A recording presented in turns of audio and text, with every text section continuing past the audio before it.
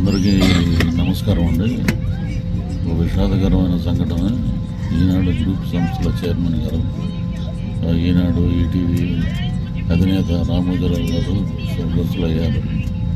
నిజంగా చాలా బాధాకరం. వారి సంస్థలో ఈటీవీలో భాగవతం సీరియల్లో కానీ ప్రతి సీరియల్లో కానీ నేను దగ్గర ఒక 9 సంవత్సరాలు పనిచేశాను. వారు మాకు భోజనం పెట్టినటువంటి మహానుభావుడు. నిజంగా అటువంటి మహానుభావుడు ఎంతోమంది టెక్నీషియన్లకి, నటీనటులకి ఒక అవకాశం ఇచ్చి వారి జీవితాలు నిలబెట్టినటువంటి రామోజీరావు గారు లేరు అనే వార్త వినంగానే నిజంగా చాలా బాధ కలిగింది. సో వారు ఎక్కడున్నా వారి ఆత్మ శాంతి కలగాలని, వారి కుటుంబ సభ్యులకి ధైర్యాన్ని, మనోధైర్యాన్ని ఇవ్వాలని భగవంతుడు మనస్ఫూర్తిగా ప్రార్థిస్తున్నాను. అందరికీ నమస్కారం అండి. ఒక విషాదకరమైన సంఘటన.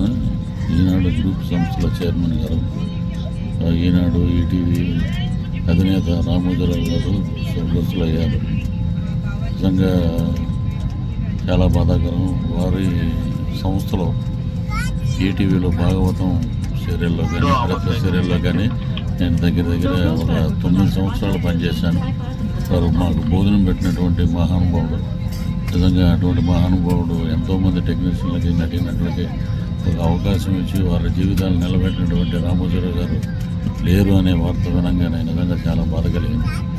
సో వారు ఎక్కడున్నా వారి ఆత్మ శాంతి కలగాలని, వారి కుటుంబ సభ్యులకి ధైర్యాన్ని, మనోధైర్యాన్ని ఇవ్వాలని భగవంతుడు మనస్ఫూర్తిగా